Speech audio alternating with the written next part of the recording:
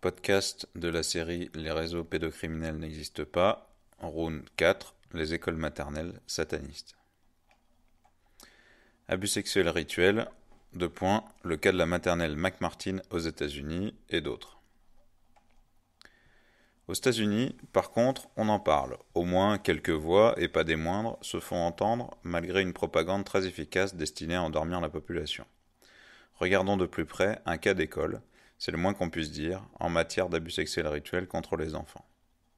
Ça se passe à l'école maternelle McMartin, à Manhattan Beach dans la banlieue de Los Angeles, et c'est devenu l'exemple type du syndrome des faux souvenirs, une invention des pédos. L'affaire débute en août 1983, quand Judy Johnson, mère de famille, appelle la police. Elle pense que son fils de 3 ans a été violé dans son école maternelle, la McMartin Preschool. Une enquête démarre, et bizarrement, si 90% de la population locale était convaincue de la réalité des abus sexuels sur les enfants de cette maternelle et d'autres, les médias, à 90% au moins, défendaient la thèse inverse. On va commencer par la version officielle. Version officielle, rien à signaler. La version officielle veut que Judy Johnson soit mentalement dérangée, alcoolique et suicidaire. Ça tombe bien, Judy Johnson est décédée prématurément à cause de l'alcool auquel elle était allergique alors que le procès était toujours en cours.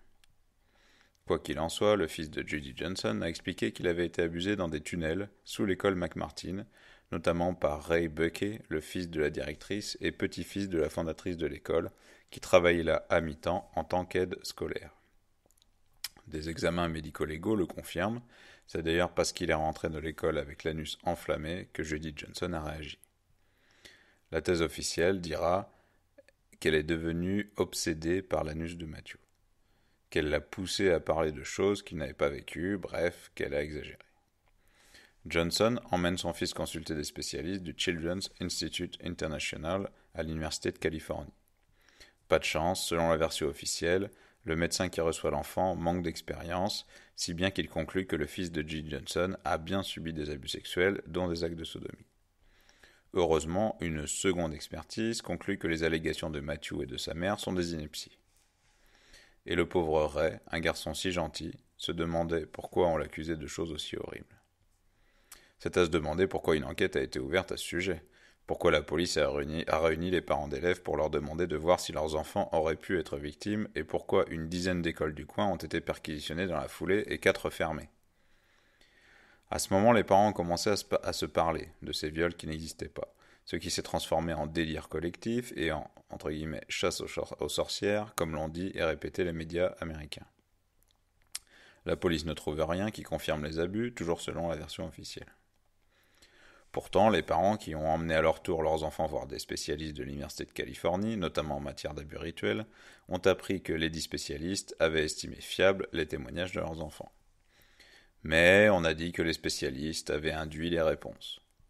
D'ailleurs, à l'époque, n'importe quelle allégation de touche-pipi se transformait en abus sexuel, voire rituel, nous disait-on doctement.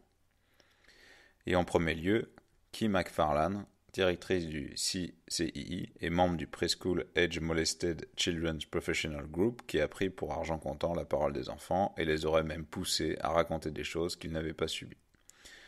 Donc ce groupe est donc un groupe de professionnels de psychologues qui s'intéressent particulièrement aux enfants qui ont été abusés dans les crèches.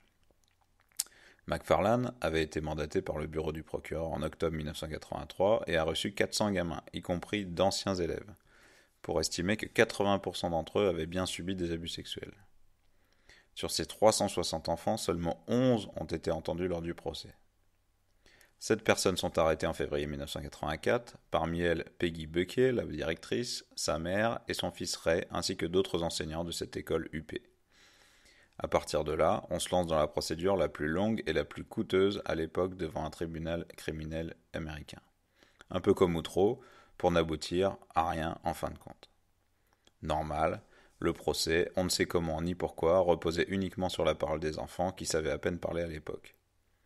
On a donc fait intervenir d'éminents spécialistes tels que Richard Gardner de l'Université de Columbia, chantre du syndrome des faux souvenirs et du syndrome d'aliénation parentale, qui ont ce point en commun de ne pas être reconnus dans le DSM, la Bible des maladies mentales, qui a pourtant une furieuse tendance à s'étoffer tous les 4 ans. Et qui a dit que les psys qui avaient interrogé les enfants, qu'ils leur avaient induit des souvenirs? D'ailleurs, ce qu'ils racontent est tellement impossible que c'est impossible. Je reviendrai plus tard sur ces entre guillemets spécialistes qui ont largement décrédibilisé la parole de tous les enfants dans cette affaire à grand renfort de campagne médiatique. Parmi les chantres de la version officielle, on a Debbie Nathan, une journaliste d'El Paso, au Texas, pour qui les abus rituels ne peuvent pas exister. Et toute cette affaire n'est qu'une, entre guillemets, hystérie collective. Elle s'est fait connaître dans tout le pays avec l'affaire McMartin en écrivant dans divers grands journaux des articles tels que The Ritual Sex Abuse Hoax, soi-disant donc le canular des abus sexuels rituels. Son mérite a été récompensé puisqu'elle a reçu un prix de la Free Press Association et d'un prix de la faculté de journalisme. Elle a écrit que la plupart des actes de pédophilie, je cite, consistent à caresser et à toucher. Pour la plupart des enfants, cette expérience apparaît au mieux déroutante, au pire traumatique, mais les autres semblent participer volontiers. Fin de citation. Avant de se demander si, j'ouvre les guillemets, comparé aux abus du mouvement de protection des enfants devenus fous, est-ce que l'inceste serait bien pire? Point d'interrogation. Fin de citation. Quant aux propos des enfants, selon lesquels on leur aurait fait subir des sodomies et autres rituels glauques dans des tunnels sous l'école, Debbie Nathan explique qu'on n'en a jamais retrouvé la trace, ce qui est faux, et elle le savait très bien au moment où elle publiait. Mais on va en reparler. Depuis l'affaire McMartin, Debbie Nathan a fait son fonds de commerce de la négation des abus sexuels et rituels. Bref, l'hystérie a été si importante qu'on a fermé plusieurs de ces maternelles en Californie et ailleurs. Aujourd'hui, on trouve même à ce sujet un article intitulé Daycare Sex Abuse Hysteria, donc l'hystérie des abus dans les garderies, dans les crèches, sur Wikipédia. Et comme pour Outreau, cette affaire est devenue un cas d'école de la dérive qui survient quand on cautionne la parole des enfants. En mars 1984, pour le pré-procès, pas moins de 208 chefs d'accusation d'abus d'enfants impliqués, une quarantaine d'enfants ont été portés contre 7 adultes, les 2 propriétaires de l'école, Ray Buckey, et 4 enseignants. Après 20 mois d'audience préliminaire, au cours desquelles seulement 41 enfants sur les 360 chez lesquels McFarlane a décelé des signes d'abus, souvent confirmés par un examen médico-légal, on décide qu'il y a suffisamment d'éléments pour aller au procès. En janvier 1986, le nouveau procureur élu, Ira Reiner, abandonne l'ensemble des accusations contre 5 inculpés. Il reste alors 52 chefs d'accusation contre Ray Buckey et 20 contre sa mère, qui a finalement été acquittée. Finalement, en 1990, seuls 13 chefs d'accusation contre Ray Buckey ont été examinés par le tribunal. Sauf que de nombreux éléments laissent penser que les enfants ne racontaient pas des histoires, même s'ils pouvaient en avoir l'air. Passons maintenant à la version des abus rituels. Petit 1. Des décès suspects. On aimerait croire à la version officielle sans se poser de questions. Pas de chance. De nombreux éléments amènent à relativiser la vérité judiciaire, et comme par hasard, on a soigneusement évité d'en faire état dans les médias et au cours du procès. Par exemple, le meurtre de Karen Klass, qui avait tant fait jaser à l'époque. Car l'affaire est bien étrange. En janvier 1976, Karen Klass est violentée chez elle à Hermosa Beach en Californie par un inconnu qu'on n'a jamais retrouvé. Elle avait divorcé du chanteur Bill Medley du groupe The Ridgehouse Brothers. On l'a retrouvée chez elle, inconsciente mais encore vivante. Puis elle décède quelques jours plus tard des suites de ses blessures. Les voisins avaient bien aperçu dans l'immeuble un homme étrange qui semblait épier ou attendre Karen Klass juste devant sa porte, mais la police piétine. L'homme était déjà venu plusieurs fois la semaine de l'agression. Pourtant, la police n'avance pas et a d'ailleurs rouvert l'enquête en 2006 afin d'examiner des éléments d'ADN. Certains s'interrogent en effet sur ce meurtre, car Karen Klass est décédée 1 heure après avoir déposé son fils à l'école McMartin. L'enquêteur qui a travaillé sur cette affaire, Paul Binham, a été viré pour d'étranges raisons en 1979 après avoir résolu une série de meurtres d'adolescents, crime qui l'aurait fortement marqué selon sa hiérarchie. Puis il a travaillé comme détective privé et a été recruté par les avocats des parents des victimes de l'affaire McMartin. Et il en est arrivé à la conclusion que des enfants avaient bien été abusés dans cette école. C'est ainsi qu'on l'a convoqué pour témoigner lors du procès de l'école McMartin dans les années 80 au sujet des ossements d'animaux qu'il avait retrouvés dans les tunnels sous l'école. Mais pas de chance, il s'est tiré une balle dans la tête juste avant de témoigner devant le jury à 39 ans, 1 an après le décès de Judy Johnson. Heureusement, Bingham avait déjà témoigné 2 jours plus tôt devant les magistrats au sujet de ces restes d'animaux qu'il avait trouvés. Du moins, c'est la version du Los Angeles Times. On a dit qu'il était marqué par ses investigations et suicidaire et que ce que son entourage a fermement nié. Mais la justice n'est pas arrêtée à ces détails et on en conclut au suicide.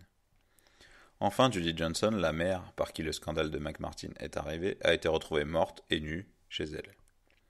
On a dit qu'elle était alcoolique chronique et schizophrène, mais ses proches ne lui ont jamais connu de problème d'alcool ni de trouble mental avant d'apprendre ce qui est arrivé à son fils. Mais elle a probablement été aidée à partir en vrille, via des menaces récurrentes, des filatures, bref, une pression psychologique permanente. Un autre mort dont on va parler plus loin est Robert Winkler, reconnu par plusieurs enfants mais jamais inquiété pour l'affaire McMartin. Il a été retrouvé mort à la veille de son procès quelques années plus tard. Il s'était fait pincer pour avoir créé un réseau pédophile à partir du service de babysitting qu'il avait ouvert. 2. Ceux qui sont passés entre les mailles du filet. Tout le monde, ou presque, lors de ce procès, était d'accord pour dire que les enfants avaient bien été victimes d'abus. Mais comme pour Outreau, si on a bien des victimes, on n'a pas de coupables. Si peu à Outreau, 4 coupables pour 12 victimes et 0 pour McMartin.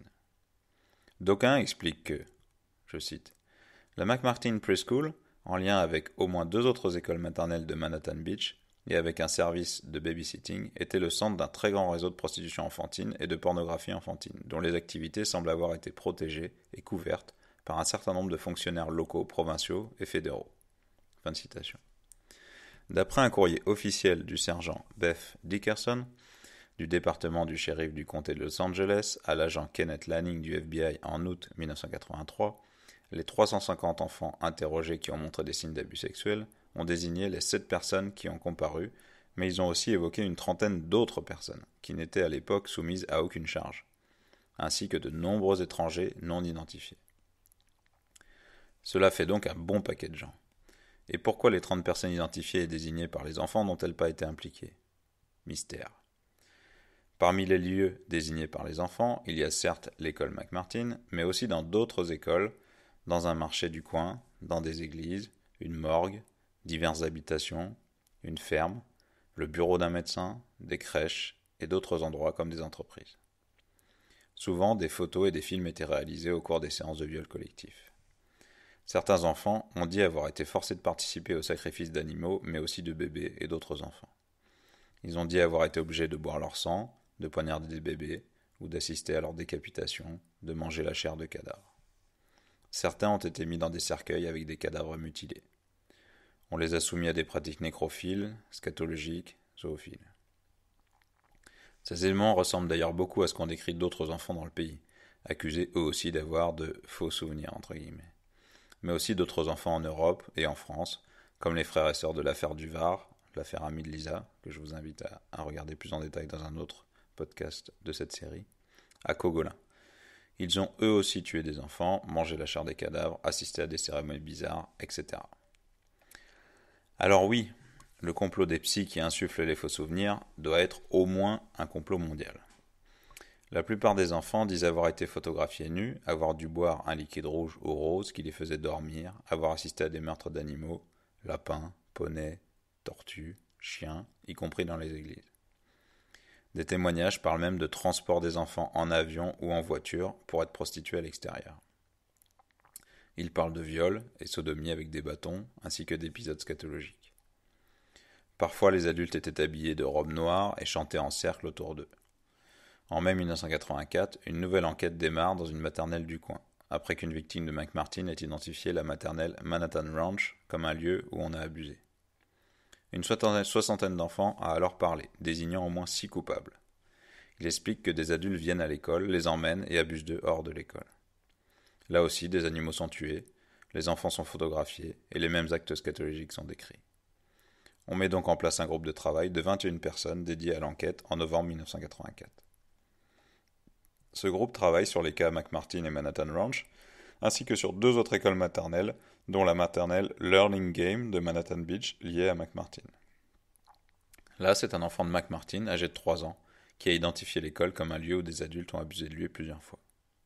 L'école a été fermée, ainsi que la Children's Path Preschool à Hermosa Beach et la Peninsula Montessori Preschool à Rolling Hills Estate. La Manhattan Beach et la Children's Path Preschool appartenaient à Jill B. Schwartz. La seconde a été fermée car 7 enfants, dont un de Manhattan Beach et 6 de Children's Path, ont dit avoir été abusés entre janvier 82 et octobre 84. On a ensuite appris que 8 autres enfants de Manhattan Beach disaient la même chose. Mais l'enquête n'a rien donné, bien que 3 femmes et un homme aient été mis en cause. Une campagne pour la réouverture de Children's Path a rapidement été organisée par certains parents qui défendaient Schwartz. Et ça a marché. L'administration a fini par lever la fermeture qui n'était que temporaire. Selon Michael Newton, qui a travaillé sur cette affaire, 460 enfants auraient déclaré avoir été abusés dans 3 écoles de Manhattan Beach et que le Children's International Institute avait repéré que 80% d'entre eux montraient des signes flagrants d'abus, tels que des cicatrices liées à des viols vaginaux et anaux, des saignements anaux, une perte des réflexes du sphincter. Apparemment, ces examens médico-légaux représentaient un camion entier de documents. Tous les témoignages étaient étrangement similaires quant au type d'abus décrit, au déroulement des faits, aux lieux, aux auteurs. Parmi ces témoignages, il y avait aussi ceux d'anciens élèves plus âgés, parfois adolescents, jusqu'à une vingtaine d'années, qui savaient donc très bien de quoi ils parlaient. Hélas, on n'a pas laissé ces témoins plus âgés s'exprimer lors du procès, car le délai de prescription était dépassé pour ce qui les concernait. Mais on aurait pu les entendre comme témoins, ce qui n'a pas été fait. Quant aux petits, beaucoup étaient incapables de témoigner, notamment en raison du traumatisme qu'ils avaient subi. Depuis, 1 ou 2 se sont rétractés, mais la quasi-totalité maintient avoir bien été violés dans ces écoles. Parmi la trentaine de personnes identifiées, et qui n'ont pas été inculpées, il y a un certain Robert Winkler, arrêté pas loin de là pour avoir géré un réseau d'abus sexuels à partir d'un service de babysitting. Pour les enfants, Winkler s'appelait The Wolfman, l'homme loup, et venait souvent à l'école. Il fournissait les médicaments qui étaient utilisés dans les abus rituels, dans des églises, un cimetière, un crématorium. Pas de chance, Winkler a été retrouvé mort d'une overdose à la veille de son procès. 3. Les tunnels. Les enfants ont donc parlé de tunnels sous l'école, où il y avait une chambre secrète dans laquelle on les violait, et qui permettait de sortir de l'école sans être vu de l'extérieur. Le premier à creuser a été Paul Bingham, le détective suicidé la veille de son témoignage au procès. Puis le procureur en charge du dossier a mené des investigations au sujet de ces tunnels, mais cela n'a rien donné. Il faut préciser que le magistrat n'a ordonné des fouilles superficielles que parce que des parents avaient commencé à creuser eux-mêmes dans l'école. Et l'instruction était de ne chercher que là où les familles avaient déjà cherché. Alors les parents ont saisi l'occasion quand l'école a été revendue en avril 1990 et ont embauché une équipe de scientifiques, dont Gary E. Stickel, qui a donc utilisé des méthodes reconnues pour cette mission. On a notamment utilisé un radar et on a sondé le sol, ce qui a permis de constater des remblais et des tassements de terre à nombre. L'équipe a donc trouvé sous la terre exactement ce que les enfants avaient décrit. L'ex-chef du FBI à Los Angeles, Ted Gunderson, était présent lors de ses recherches sur les tunnels. Et il a déclaré avoir trouvé des tunnels remblayés. Gunderson a ensuite travaillé sur l'étouffement de l'affaire Franklin, dont vous pouvez avoir un autre article de podcast, dont on parlera une autre fois. Cependant, Jackie McGauley, l'un des parents d'élèves, à l'initiative des fouilles, a expliqué que Gunderson était probablement là uniquement pour connaître l'avancement des recherches, et qu'il lui a volé 30 000 $. 2 tunnels ont été repérés, dans lesquels un homme adulte pouvait circuler, ainsi que diverses structures qui n'ont rien à faire là. Ils avaient été remblayés, si bien qu'il a été facile d'identifier les différents types de terre. Les enfants avaient parlé d'un tunnel donnant un accès caché vers un bâtiment adjacent situé à l'est. Un second accès donnait sous le mur ouest du bâtiment et menait vers ce qui ressemblait à la pièce secrète décrite par les enfants. Les tunnels avaient manifestement été creusés à la main sous la dalle de béton après la fin de la construction de l'école. Pourtant, on n'a jamais parlé de ces investigations-là durant le procès qui n'était pas encore terminé à ce moment. Mais admettre qu'il y avait bien des tunnels sous cette école, c'était admettre que les enfants disaient la vérité sur l'un des points les plus incroyables de l'affaire.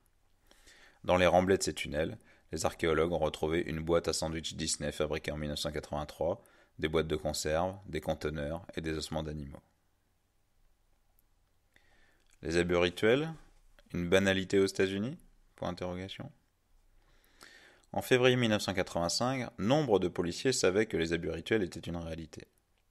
L'un d'eux, l'officier Sandy Gallant de la police de San Francisco, a réalisé un rapport sur le sujet en recensant de nombreux cas à travers les États-Unis ou au Canada, et le phénomène semblait se développer aussi. Voici ce qu'elle a écrit aux parents des victimes.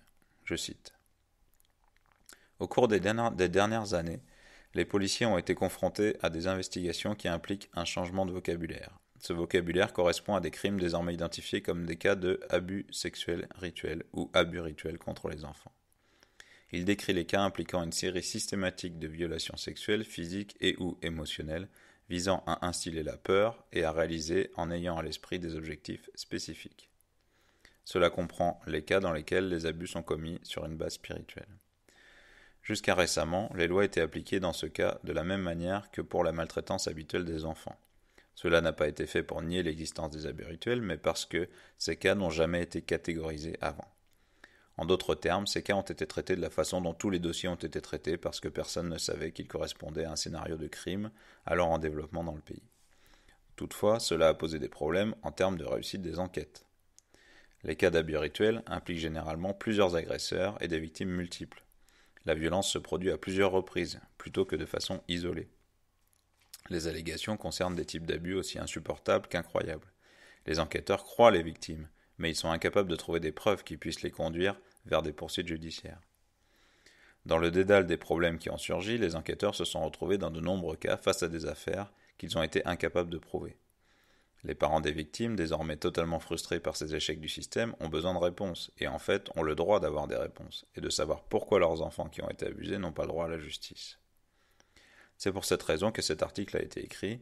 Vous, les parents, êtes dignes de voir les lois appliquées. Dans le même temps, nous avons besoin de vous pour comprendre la situation. Pourquoi les lois sont-elles ainsi ?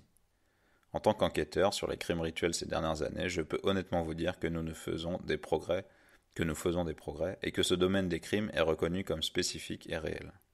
Je dis cela parce que il ne se passe pas un jour sans que je ne sois en contact avec d'autres services de police à travers les États-Unis et au Canada qui cherchent à obtenir des informations concernant le modus operandi et la manière dont se passent ces abus rituels. À cet égard, nous faisons des progrès. Là où auparavant les agents n'étaient pas au courant de ce qu'ils voyaient, ils sont maintenant en mesure d'identifier les choses plus facilement. Alors qu'auparavant les enquêteurs n'avaient pas de formation sur la façon d'identifier ces crimes, quand ils y font face, ils reçoivent maintenant une formation. Tout cela est très bien, mais les parents ne voient toujours pas de résultats escomptés. Dans de nombreux cas, les suspects ne vont même pas jusqu'au procès et encore moins sont reconnus coupables. Au moment d'écrire ces lignes, il n'y a eu que quelques poursuites réussies aux États-Unis. Un problème est que les parties intéressées, quand elles sont frustrées par la machine bureaucratique, décident d'aider les enquêteurs ou de mener une enquête séparée. C'est au point que tout un réseau se met en mouvement, et bien que cela aide les parents à se sentir mieux, cela ne fait pas avancer l'enquête. Malheureusement, il peut même faire obstacle à une affaire déjà difficile. Fin de citation. Et dans le rapport à ses supérieurs, Gallant a écrit ceci, je cite. Les informations contenues dans ce document sont désagréables et étranges, à un tel degré que l'on pourrait choisir de les discréditer. Cependant, les recherches que j'ai faites dans ce domaine ont révélé que de nombreux cas de ce type, les abus rituels, font leur apparition dans le pays et au Canada. Les similitudes dans les histoires de chaque enfant victime utilisé dans ces crimes ont tendance à donner une crédibilité à l'information révélée par d'autres.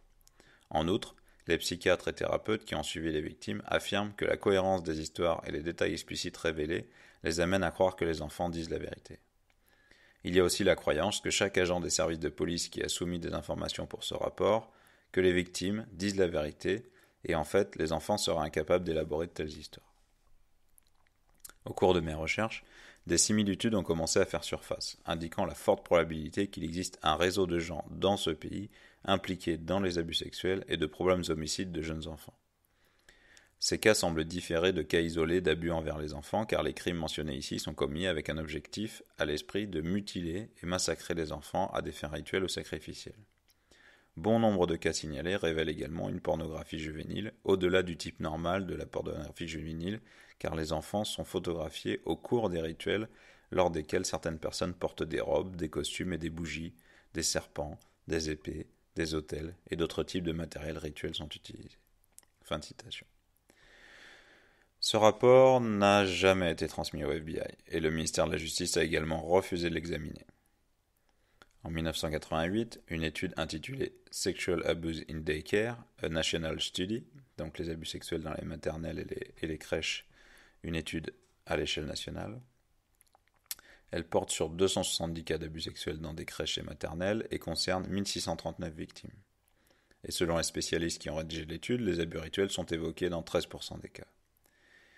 Ils divisaient ces 13% entre les vrais cultes rituels et les pseudo-rituels, similaires au cas du Var par exemple, dans lesquels les rituels servent plutôt à intimider les enfants. Entre parenthèses, les experts ont calculé que sur l'ensemble des cas d'abus sexuels sur les enfants connus par la police, seuls 23% des pédophiles potentiels sont condamnés à de la prison.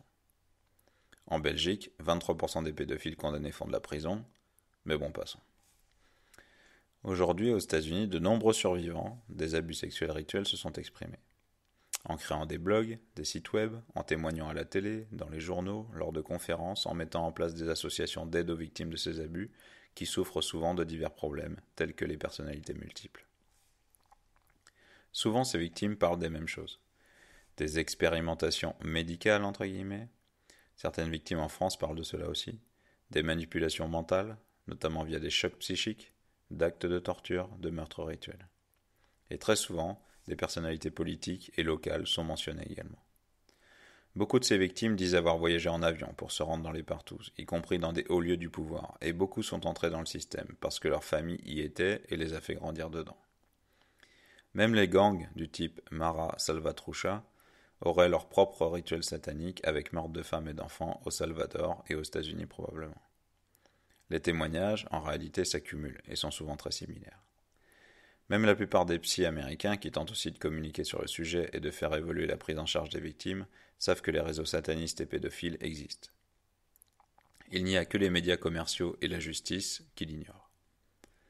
À Londres, une unité spéciale de policiers travaille uniquement sur les abus sexuels rituels sur les enfants. En France ou en Belgique, on considère encore que cela n'existe pas, car c'est impossible.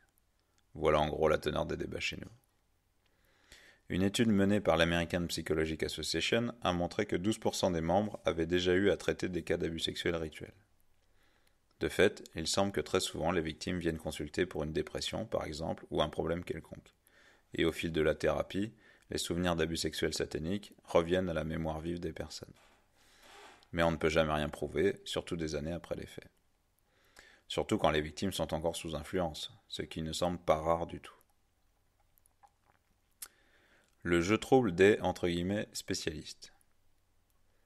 La machine médiatique, destinée à désamorcer la bombe que constitue cette affaire de la McMartin Preschool, a recouru à moult « spécialistes qui se trouvent souvent être des pédophiles revendicatifs pour parler de la manipulation des enfants, des faux souvenirs, etc.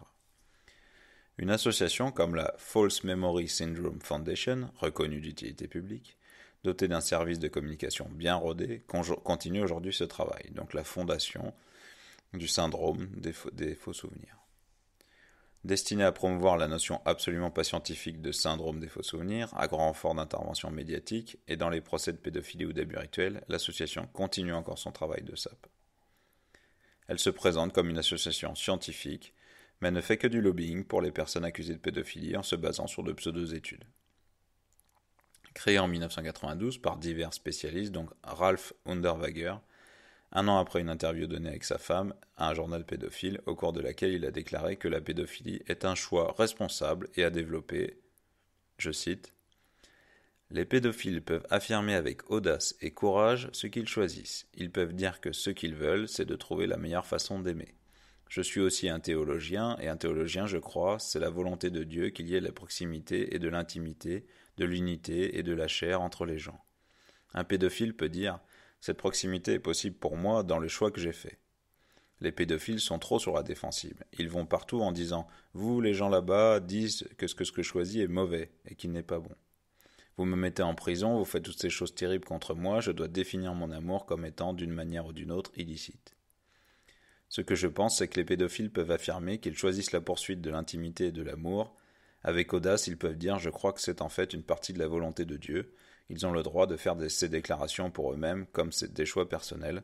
Maintenant, si oui ou non ils peuvent persuader d'autres personnes qu'ils ont raison, est une autre question. Fin de citation. Cette sortie, pourtant défendue par Pamela Fraser, la nouvelle directrice de la fondation, l'oblige à démissionner du conseil consultatif de la False Memory Syndrome Foundation. Qui serait, selon certains, une création de la CIA pour faire un écran de fumée face à l'opinion publique dans des cas d'abus rituels et de réseaux pédophiles compromettants. Si c'est le cas, ça a très bien marché. Ainsi, plusieurs pions de la CIA qui ont travaillé dans le domaine de la manipulation mentale, un phénomène aujourd'hui prouvé par les archives, voire l'affaire Monarch, MKUltra ou Ewen Cameron par exemple, seraient présents au conseil d'administration de la Fondation. De fait, la Fondation a mis au point une technique infaillible pour que les victimes qui se sont rappelées d'abus rituels finissent par dire qu'ils ont simplement halluciné. Pour faire cesser la polémique, le National Center for the Prosecution of Child Abuse, donc le Centre national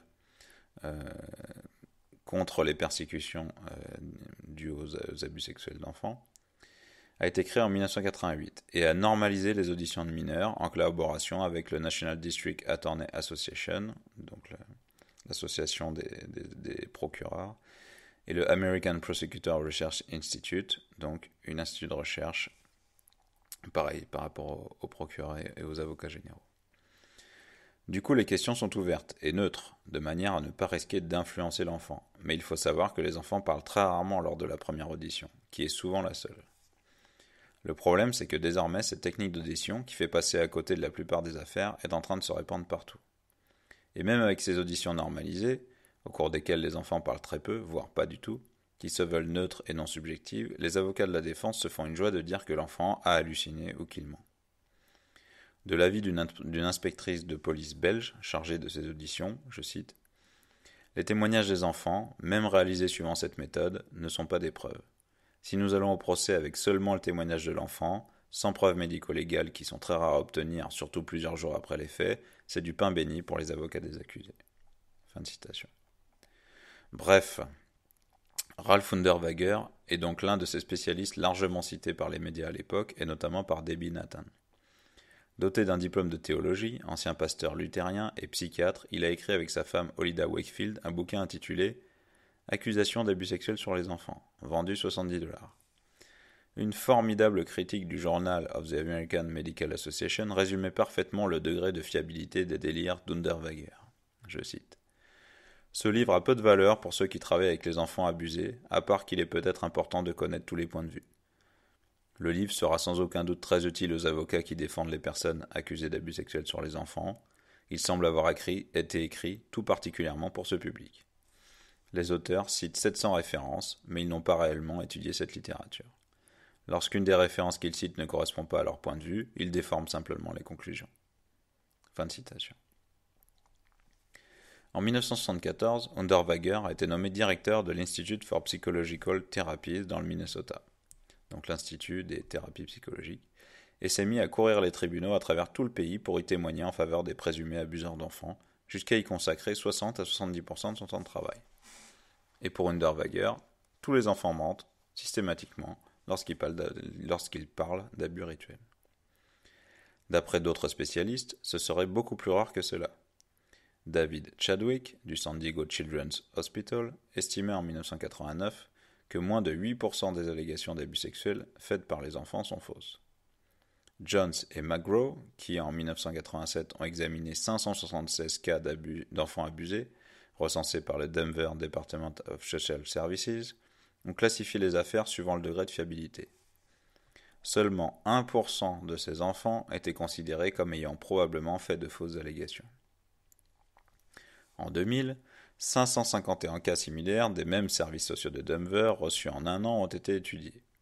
Et 14 enfants, soit 2,5%, étaient susceptibles d'avoir menti. Dans 3 de ces 14 cas, un parent avait manipulé l'enfant. 3 autres fois, un geste banal a été mal interprété par l'enfant, et les 8 derniers cas étaient réellement de fausses allégations émanant de l'enfant.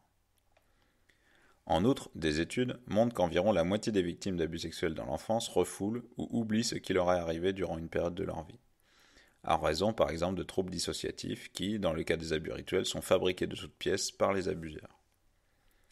Pour résumer, en matière d'abus sexuels, on est bien dans la sous-estimation du phénomène, y compris et même surtout chez les victimes, et pas du tout dans la surestimation comme ceux qui parlent, entre guillemets, d'hystérie des abus sexuels aimeraient le faire croire. Mais revenons à ce cher Unterweger. En 1984, il a créé VOCOL, une association de défense des personnes accusées d'abus sexuels, avec des parents qu'il a contribué à faire acquitter. Les militants n'hésitaient pas à manifester avec leurs pancartes devant les hôpitaux ou les tribunaux pour se faire entendre. Cela a permis à Unterweger de témoigner dans plus de 200 procès avant les années 90. Au cours de ses sorties, il a par exemple expliqué que 60% des femmes sexuellement maltraitées dans l'enfance disaient que l'expérience a été bonne pour elles. Pour lui, les enquêtes liées à la protection de l'enfance sont, je cite, une attaque contre la famille en tant qu'institution. Il a aussi affirmé que 75% des mères alléguant des abus sexuels dans les procédures de garde liées au divorce ont souffert d'un trouble grave de la personnalité qui les a incités à fabriquer de fausses allégations. En gros, on retrouve ces mêmes arguments dans quasiment tous les procès d'abus sur les mineurs. Procédurier, Unterweger n'hésitait pas à poursuivre ses détracteurs, même parmi les spécialistes comme Anna Salter, pour qui Unterweger n'était là que pour aider les pédophiles. Heureusement, il a toujours perdu contre elle.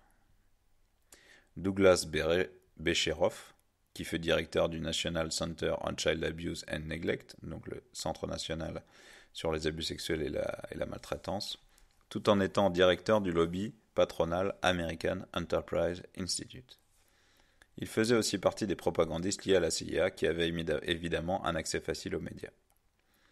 Becheroff expliquait doctement dans un bouquin publié par l'American Enterprise Institute intitulé Doing Something About Child Abuse, The Need to Narrow the Grounds for State Intervention, traduisible à peu près comme faire quelque chose au sujet des abus sexuels sur les enfants, la nécessité de réduire le champ d'intervention de l'État.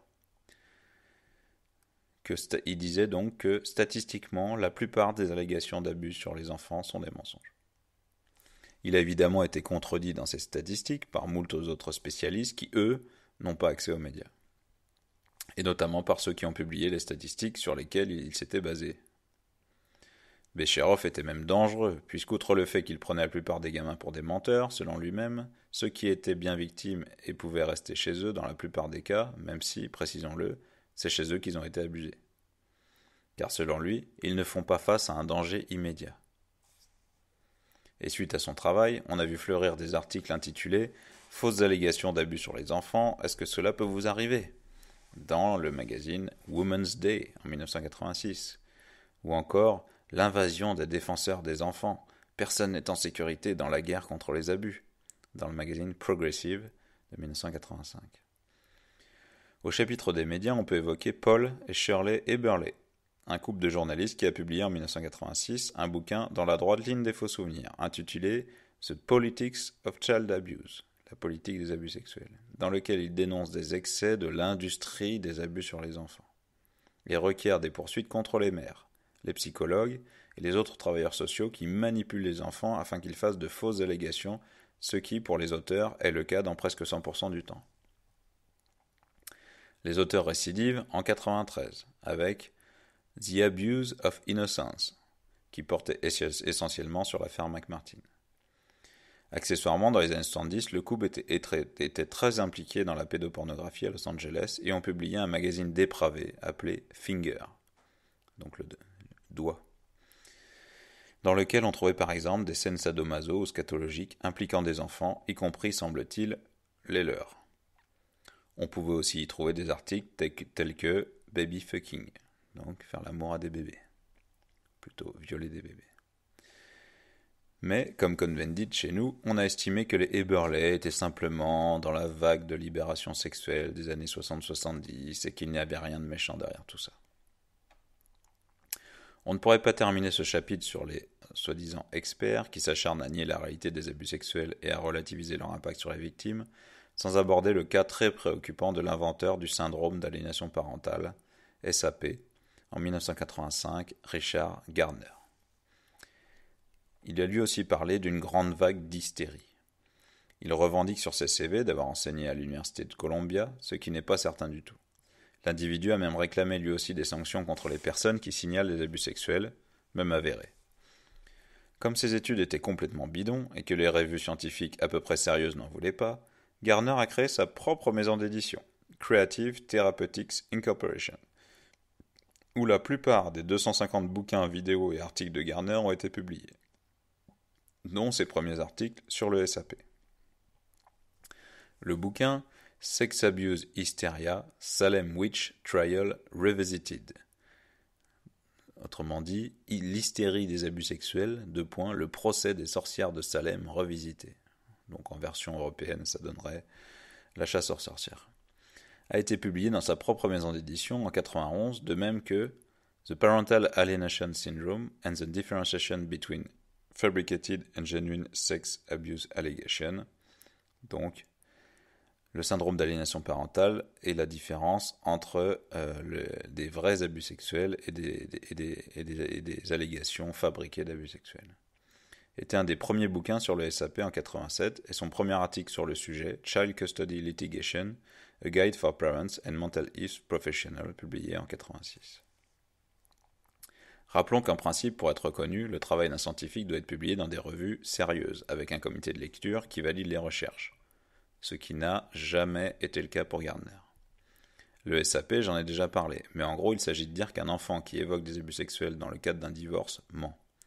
Selon Gardner, l'enfant mentait d'abord dans 90% des cas, puis dans 30% à la fin de sa carrière. Pour Gardner, la pédophilie intrafamiliale relève d'une tradition plus que d'une déviance, et la pédophilie devrait être intégrée dans la liste des comportements sexuels basiques, tels que l'homosexualité par exemple. Mais le sadisme sexuel, la nécrophilie, la zoophilie ou la scatologie devraient, selon Gardner, être considérés de la même manière. Il reprend aussi la théorie des pédophiles selon laquelle les enfants seraient à la recherche de sexualité avec les adultes, ce qui est particulièrement inquiétant pour un psy spécialisé dans les enfants. Il reprend aussi cet autre argument bien connu selon lequel, je cite, « Les abus sexuels ne sont pas nécessairement traumatisants, ce qui est déterminant dans l'aspect traumatique des abus sur les enfants, c'est l'attitude de la société envers la personne poursuivie. » Fin de citation. De fait, il n'y a pas un seul forum de pédos dans lequel on ne trouve pas cet argument absolument débile. Comme les autres d'ailleurs, mais c'est fatigant de répéter pourquoi on crée la notion de mineur en droit. En ce qui concerne sa préoccupation pour le bien-être des petites victimes, Gardner a écrit que, je cite, « On doit dire aux enfants qu'il n'y a pas de parents parfaits. L'exploitation sexuelle doit être mise dans la liste des choses négatives, mais les choses positives aussi doivent être appréciées. » Fin de citation. C'est ainsi que les assistantes sociales dans l'affaire de Castres ou du Var, donc à Lisa, sont capables de dire aux enfants qu'il faut oublier les abus et que papa ne l'a pas fait exprès. Selon Gardner, le parent pédophile ne doit pas être écarté du foyer où vit l'enfant, sauf si vraiment il reste complètement pédophile et que le rapprochement avec la famille a raté.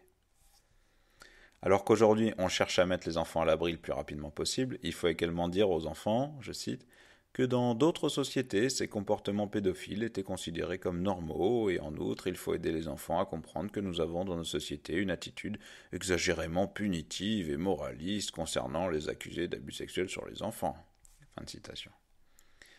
Il n'y a pas besoin de faire un dessin pour comprendre que des types comme Gardner, encensés encore aujourd'hui par des spécialistes comme Ben Soussan en France, ont fait perdre des dizaines d'années dans la prise en charge des victimes d'abus sexuels, particulièrement quand il s'agit d'enfants. Je m'arrête là sur les théories fumeuses de Gardner, mais la liste est longue et on pourrait faire une encyclopédie de la propagande pédophile. Accessoirement, toutes ces théories ont été publiées par sa propre maison d'édition. Gardner a été tellement critiqué qu'il a tenté de répondre à la plupart des reproches, souvent acerbes, faites par ses collègues, notamment les spécialistes américains des abus sur les enfants qui n'ont pas reconnu le SAP, et par les associations de victimes. Rappelons que le SAP n'est toujours pas inscrit dans le DSM, donc la Bible des maladies mentales qui recense les troubles mentaux officiels reconnus et qui a pourtant une furieuse tendance à s'étoffer à chaque révision. Si le SAP n'y est toujours pas, malgré le lobbying intensif de Gardner, c'est qu'il n'a vraiment aucun fondement scientifique. En France, pourtant, des psys comme Paul Bensoussan, qui défend des accusés de pédophilie jusque dans nos médias, se basent uniquement sur le SAP pour décrédibiliser la parole des enfants. Et des associations comme SOS Papa, qui défend tous les pères, y compris les pères accusés d'actes pédophiles, font leur chou gras avec le dit SAP brandi comme un bouclier par les pédos. D'après les observateurs, je cite, la théorie du SAP a eu un effet profond sur la manière dont les tribunaux de notre pays abordent les allégations d'abus sexuels, particulièrement lors des divorces. De fait, fin de citation, de fait comme Unterweger, il Il a en partie fait sa com en défendant les accusés de faits pédophiles jusque dans les tribunaux et serait ainsi intervenu dans 400 affaires environ à travers 25 États américains. En conclusion, on n'aura jamais officiellement la vraie vérité dans l'affaire McMartin. Ce qui est sûr, c'est que comme avec Outreau chez nous et Dutroux en Belgique, dès qu'on parle d'abus rituels aux États-Unis, la pensée unique, les autorités plus les médias commerciaux, brandissent l'affaire McMartin comme un avertissement d'hystérie satanique.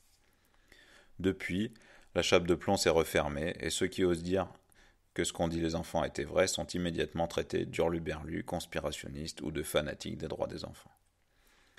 La règle dans ces enterrements judiciaires en règle, qu'on commence à trop bien connaître, c'est de ne pas prendre en compte ce que disent les victimes, qui sont aussi les seuls témoins, et qui ont l'énorme désavantage de n'être que des enfants.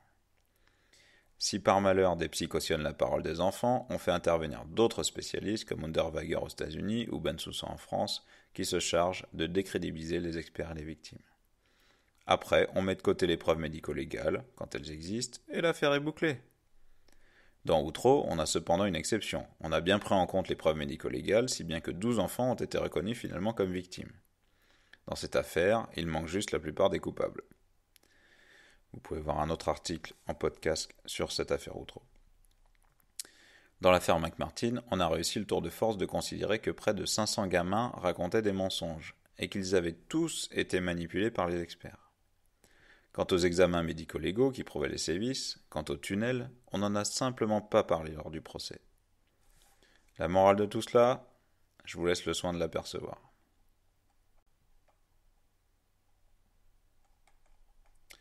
Seconde partie. Abus sexuels rituels, quelques autres cas qui font débat aux États-Unis. Dans les années 80, beaucoup d'affaires d'abus sexuels commis dans des crèches et des écoles maternelles ou dans des foyers ont refait surface aux États-Unis. Systématiquement ou presque, elles ont été étouffées. D'abord, une certaine presse minimisait les faits de manière répétitive. Ensuite, des spécialistes interviennent au tribunal, comme l'a fait Unterweger, un pseudo-expert qui a créé le syndrome des faux souvenirs, dans le seul but de décrédibiliser les témoignages des enfants qui apparaissent par centaines. Aujourd'hui, en France, le syndrome d'aliénation parentale, créé par un autre pédophile, Richard Gardner, n'a pas d'autre but. Il convenait d'étouffer ces affaires d'abus sexuels rituels commis sur des enfants, d'autant plus que de nombreuses victimes ont décrit ces cérémonies à visée satanique. Voici quelques autres affaires qui ont fait largement débat aux États-Unis, alors que chez nous, tout cela est censé ne pas exister. Arkansas. 3 adolescents de 16 à 19 ans ont tué 3 gamins de 8 ans en mai 1993 à Memphis. Puis, en juillet 2017, de nouvelles recherches sur les éléments du meurtre font apparaître qu'un ADN n'a pas été identifié.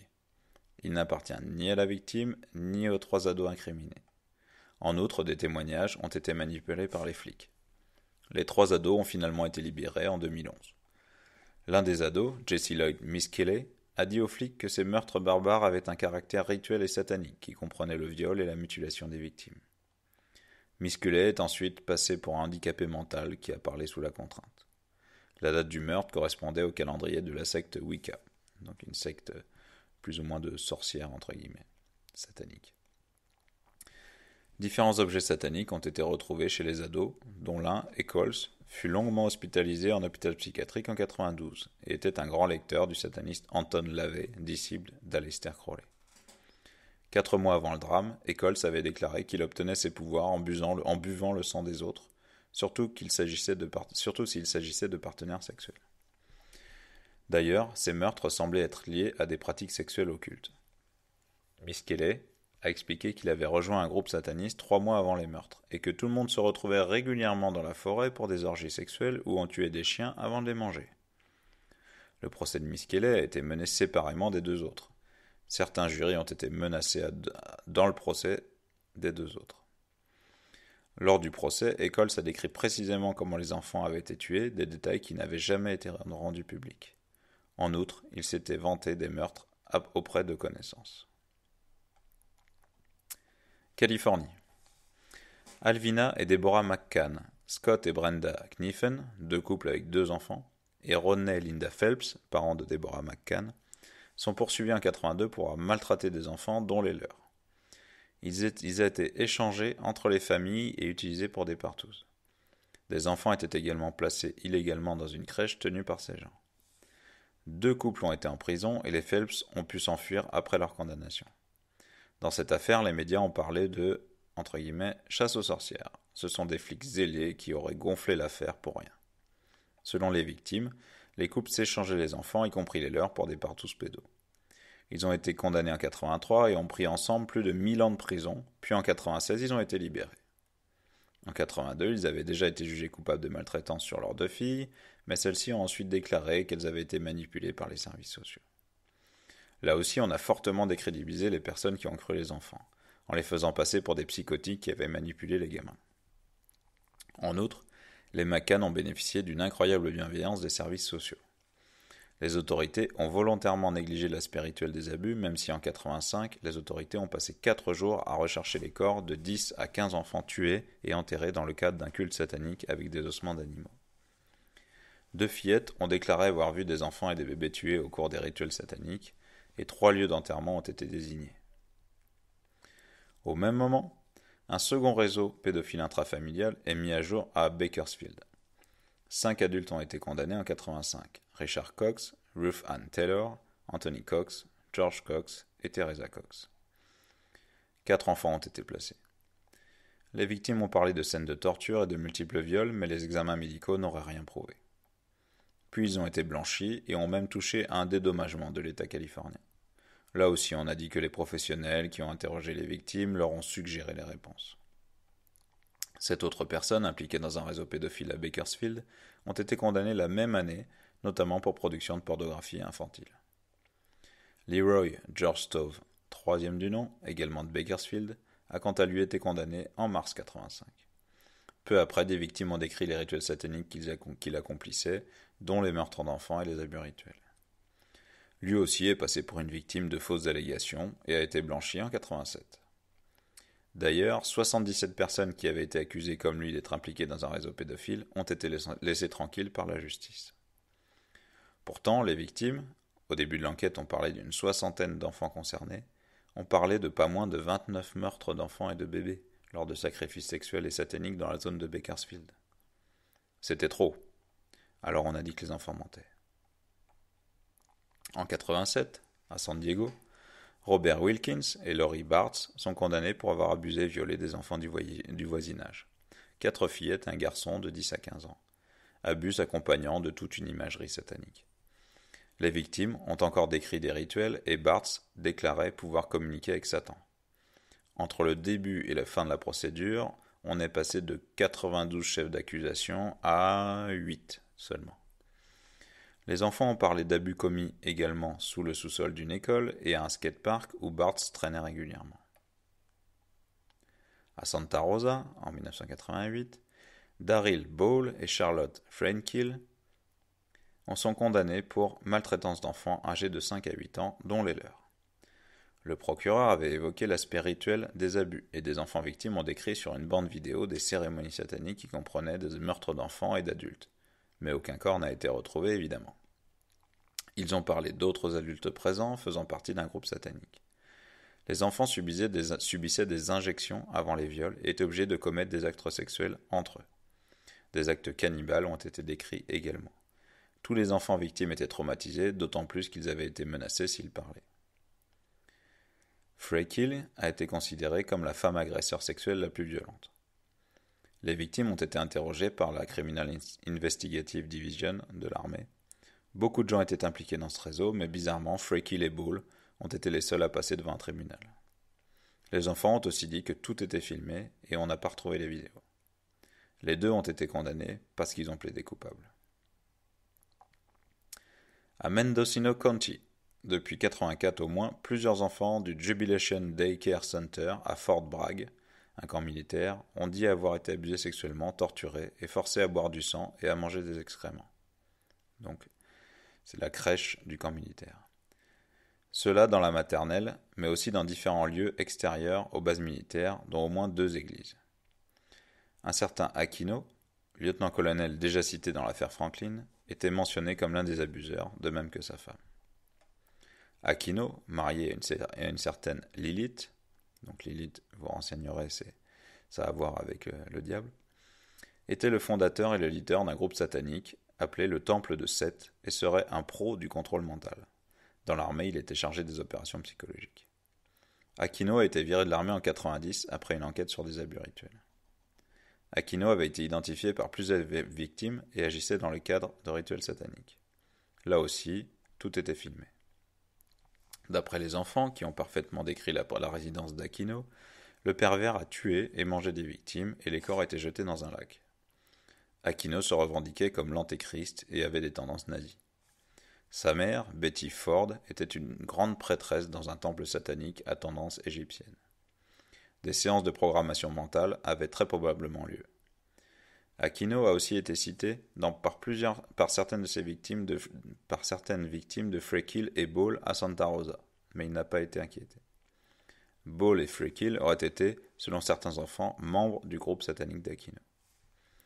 24 enfants ont dit avoir été violés au foyer pour enfants de Fort Bragg entre 83 et 90 par le personnel et des amis du personnel.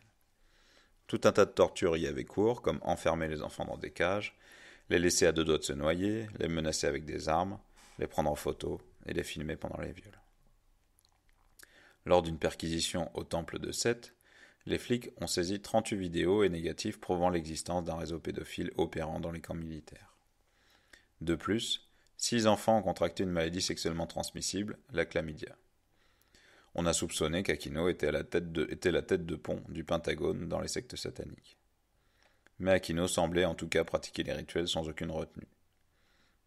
Mais on l'a présenté dans les médias comme une innocente victime dont on cherche à détruire la croyance, somme toute anodine. Et l'affaire a encore été étouffée.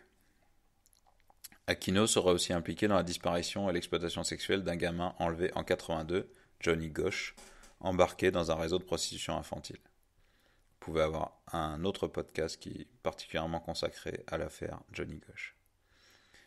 Il avait aussi été inquiété dans une affaire d'abus sexuels au Presidio Child Development Center de Presidio, une base de l'armée, en 86.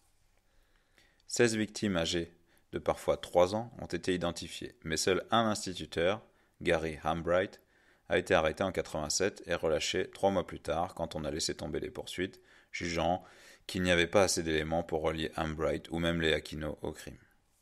Et fort étrangement, en avril 89, l'armée a envoyé aux parents d'au moins 56 enfants un courrier demandant de tester leurs enfants au virus HIV, car Hambright l'avait contracté.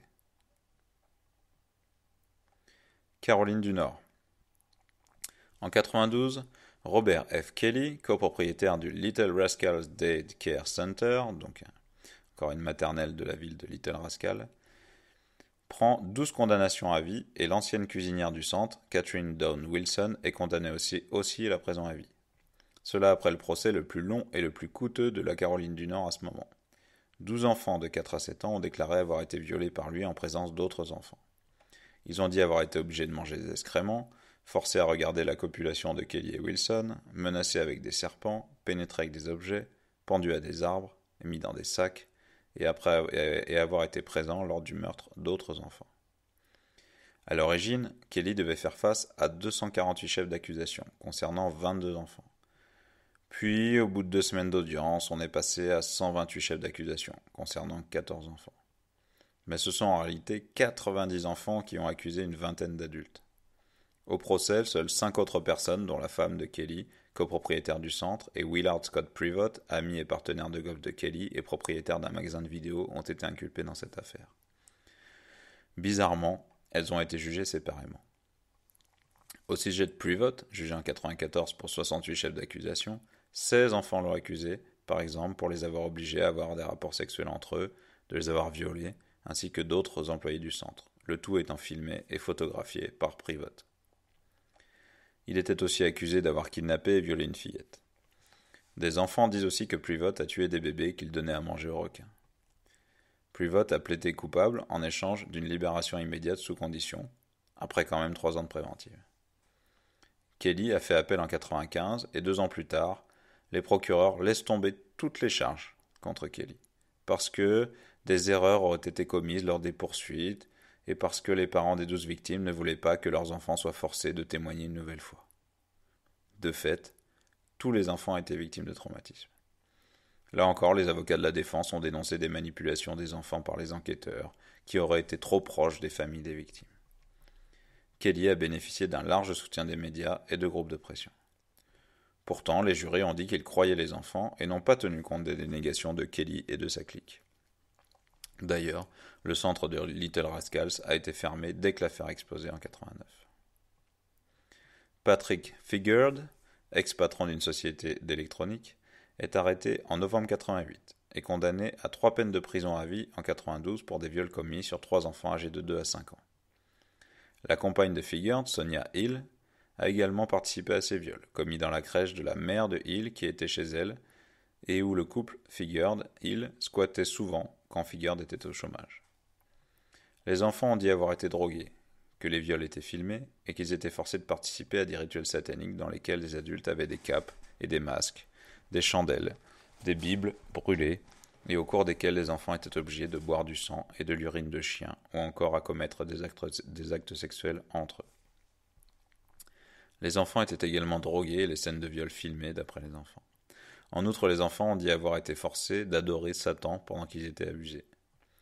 Inutile de préciser que Figueard passe lui aussi pour une victime des enfants menteurs. On a aussi réduit la première victime, une petite fille de 2 ans, à un problème intestinal, alors qu'un médecin a écrit qu'il s'agissait probablement de sodomie. C'est un exemple qui illustre la mauvaise foi des détracteurs des abus rituels. Parce que pour qu'un médecin parle de sodomie, il faut que les signes soient plus que clairs. 1994, Michael Alan Parker est accusé d'avoir violé ses 2 filles et son fils âgé de 9 à 12 ans dans le cadre d'un rituel satanique, parfois en présence d'autres adultes en robe. Une enfant a décrit un viol avec des objets et dit que Parker buvait du sang, pendant que d'autres adultes étaient en train de chanter avec des bougies à la main. La fillette explique qu'une autre enfant était là toute nue et qu'elle s'appelait A. Robinson, qu'elle a commencé à crier et à chercher à s'enfuir. Apparemment, la grand-mère d'une des enfants était aussi impliquée. Parker a, comme presque tous les pervers cités ici, été mentionné dans le bouquin des « sceptiques » ou plutôt des pédos, le bouquin appelé « Wrongful Conviction », condamné par erreur ou à tort. Colorado. William L. Acree, gérant et fondateur d'une maison pour jeunes délinquants, la William Street Center, et ancien toxico à l'héroïne, a été condamné en 1983 à Denver pour avoir prostitué des enfants et pour viol. Les victimes, des garçons âgés de 10 à 17 ans, avaient des tatouages sataniques et nazis. L'enquête a démarré à la suite de plusieurs plaintes concernant un réseau de prostitution de mineurs composé essentiellement de garçons. Les flics sont vite tombés sur un certain Bradley, 17 ans, qui gérait un groupe d'une dizaine de garçons pour le compte d'Acree. Ce centre fonctionne encore aujourd'hui. Les débats ont vite tourné à l'époque sur la manière dont les jeunes doivent être pris en charge, mais pas sur le fond du dossier. Connecticut. Kerry Lynn Patavino, conductrice de bus scolaire de 26 ans, est condamnée en 1996 pour avoir séduit et violé un gamin de 14 ans qui a expliqué qu'elle l'embarquait dans d'étranges rituels. Apparemment, Patavino revendiquait elle-même être une sorcière et d'après le New York Times, elle appartenait à la secte Wicca. Le gamin a dit que Patavino, après quelques mois de relation, lui a entaillé le bras avec une lame de rasoir et l'a forcé à lécher son sang. Elle lui a envoyé aussi des lettres d'amour remplies de symboles occultes signés de son sang. Pendant son procès, Patavino arborait un médaillon en pentagramme. Cette affaire est toujours très contestée et beaucoup disent que Patavino est innocente. Ses supporters disent qu'elle était, je cite, « persécutée à cause de sa religion ». Comme elle appelait des coupables, elle n'a pris qu'1 an de prison. Floride. Francisco Fuster, immigrant cubain, est condamné en 1985 avec sa femme pour viol d'enfants dans leur crèche, le Country Walk Daycare qu'il tenait. Auparavant, il avait déjà été condamné pour des attouchements sur une enfant de 9 ans et a aussi fait 4 ans de prison pour meurtre. Dès qu'il a été impliqué, Fuster a fait un grand nettoyage et des voisins l'ont vu mettre des boîtes blanches dans une camionnette. Comme son arrestation mettait du temps à venir, les parents ont appelé les flics qui n'ont pas bougé. Après son arrestation, plus de 50 enfants l'accusaient, ainsi que sa femme Iliana, âgée de 17 ans, qui les hypnotisait. Les enfants disent avoir été forcés à manger des excréments, avoir été drogués avec un punch magique, que des films pédopornographiques étaient tournés, des animaux tués, qu'ils étaient aussi menacés régulièrement. Les enfants auraient ici été violés avec des crucifix. et le fils de 7 ans de Fuster avait une MST. Iliana a précisé ensuite qu'il y avait dans ce punch magique de la limonade, une boisson énergétique, Gatorade, de l'urine et différentes drogues. Pendant le procès, on a appris qu'un ami de Fuster était pharmacien et fournissait des drogues. Les enfants décrivent aussi des jeux comme Qui va perdre sa tête, qui se terminait par la décapitation d'un animal, souvent un oiseau. En outre, presque tout était filmé et photographié lors des viols et des rituels occultes. Mais on n'a retrouvé aucun matériel vidéo chez Fuster, mais le fils de Fuster a déclaré que tout avait été mis, ainsi que des armes, dans les boîtes blanches mises dans la camionnette. Il est quasiment certain que Fuster donnait dans la pédopornographie, car il n'avait aucun problème financier alors qu'il ne travaillait pas. Les enfants, eux aussi, ont aussi décrit un snuff movie qu'ils ont vu chez Fuster, et dans lequel une femme était dépecée dans une baignoire par 2 hommes. Les parents qui cherchaient à faire condamner Fuster ont reçu des menaces par téléphone, alors que Fuster était en tôle, ainsi que par mail. Certains ont même eu droit à des poulets morts sur le pas de leur porte, comme ce fut le cas dans l'affaire McMartin. Iliana, âgée de 17 ans, a dit avoir été battue également. Les enfants ont témoigné des horreurs vécues lors d'entretiens filmés avec des professionnels. En 2001, après avoir été menacée d'être expulsée des États-Unis, Iliana a déclaré que ses premiers témoignages évoquant des abus sexuels commis sur les enfants étaient faux. En 80, un type avait tenté de tuer Fuster en lui tirant une balle dans la tête, mais il en a réchappé. En 69, il avait tué lui-même un automobiliste de 2 balles dans la tête à New York et il a fait 10 ans de prison pour ça. En 82, Fuster avait déjà été condamné pour l'agression sexuelle d'une gamine de 9 ans, mais il n'a pris que 2 ans de prison. Et c'est lors de sa liberté conditionnelle qu'il a mis en place le Country Walk Daycare avec Iliana, ce qui n'a posé aucun problème à son officier de probation. Et comme dans l'affaire McMartin, les accusés ont commencé par solliciter un entre guillemets expert pro-pédo, chargé de décrédibiliser les enfants, en sous-entendant que les enfants ont été manipulés par les professionnels qui les ont auditionnés, et on a encore parlé de chasse aux sorcières. L'expert qui était prévu au départ n'était autre que Ralph Unterweger, ce pédo revendicatif et militant qui a inventé le syndrome des faux souvenirs pour justement décrédibiliser la parole des enfants sans même entrer dans le fond du débat. Unterweger a créé l'association VOCAL, donc Victim of Child Abuse Laws, qui réunit un bon paquet de pédos. Donc c'est l'association des victimes des lois sur les abus sexuels d'enfants. Très vite, les diplômes bidons d'Underweger ont été révélés et la défense de Fuster s'est alors rabattue sur Lee Stewart Coleman, également lié à Vocal, qui est également intervenu dans l'affaire McMartin. Mais cette fois-ci, il n'a pas réussi à épargner Fuster. À noter encore, la boîte qui chapeautait la crèche de Fuster, Arvida, était alors une filiale de Disney et elle a payé 6 millions de dollars à 7 victimes. 2 autres adultes ont été désignés par les enfants, dont l'un a été identifié par les autorités, mais n'a jamais été inquiété. À la suite de cette affaire, plusieurs autres cas d'abus sexuels à Miami sont venus au jour. James Toward, un Anglais propriétaire de la Glendale Montessori School, donc l'école Montessori de la ville de Glendale, et la directrice Brenda Williams, sont condamnés après que des enfants aient été dit avoir été menacés avec des armes et des couteaux, photographiés avec dans des poses pornographiques et forcés de participer à des rituels sadiques, y compris à l'extérieur de l'école. Une 60aine d'enfants étaient considérés comme des victimes potentielles au début de l'enquête, la plupart âgés de 2 à 5 ans. Aujourd'hui, la Glendale Montessori School existe toujours. Sous la direction de Toward, l'école est passée de 16 élèves en 80 à 150 8 ans plus tard. Les élèves étaient âgés de 2 à 13 ans. Les parents de ces enfants étaient de catégorie socio-professionnelle supérieure. En 88, un rapport du département de la santé estime qu'il existe suffisamment d'éléments pour mener une enquête sur les accusations d'abus sexuels contre Toward. Après sa libération, Toward a été forcé de quitter les États-Unis. Pourtant, encore aujourd'hui, Toward passe pour une victime de la chasse aux sorcières, comprendre la chasse aux pédos. Géorgie. Walter P. West, un ex-flic éducateur, a violé 13 enfants tout en les filmant. Il plaide coupable en 1994 et est condamné à 20 ans de prison. Quand il a été arrêté, beaucoup de gens ont été choqués.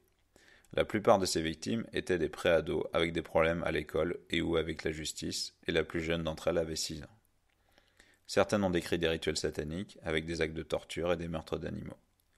D'autres adultes ont été désignés par les enfants, mais ils n'ont pas été inquiétés. La première femme de West est morte dans d'étranges circonstances, et il sera marié avec une ado de 16 ans, qui est vite tombée enceinte, mais dont le bébé est mort-né.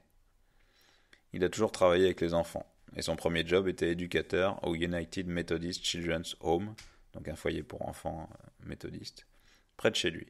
Et à ce moment déjà, on le soupçonne d'avoir commis des viols. En 81, il a travaillé comme consultant en matière de jeunes auprès de la police de Abbeville, et il travaille à plein temps depuis 84. Non, en 84. Il est très vite monté en grade et a travaillé avec des jeunes difficiles. En 87, la police d'Atlanta entend parler de West pour le viol de 2 sœurs âgées de 3 et 4 ans, qui ont été violées par plusieurs adultes, dont l'un était un flic nommé West. La mère a identifié le type comme étant un flic de Abbeville. Plus tard, un de ses collègues l'a vu emmener un gamin hors de la ville à bord d'une voiture de police alors qu'il n'était pas en service. 11 victimes ont poursuivi West, mais on n'a pas interrogé les autres enfants qui ont été en contact avec West. Peur du résultat ? En 91, une enseignante signale que plusieurs enfants dont elle a la charge semblent être victimes d'abus sexuels. Le point commun entre ces enfants n'est autre que Walt West, qui travaille alors en tant qu'agent de liaison entre l'école des enfants et le tribunal pour enfants. Quand elle signale ses soupçons à la hiérarchie et à l'assistante sociale de l'établissement, elle est fort surprise de constater que rien ne se passe. Elle prévient alors les instances supérieures qui lancent une enquête. Et ce n'est qu'en 1994 que West est accusé de viol sur mineur. L'enseignante qui a signalé les faits a été poussée d'aller travailler ailleurs par le chef d'établissement, qui n'avait pas jugé nécessaire d'agir 3 ans plus tôt.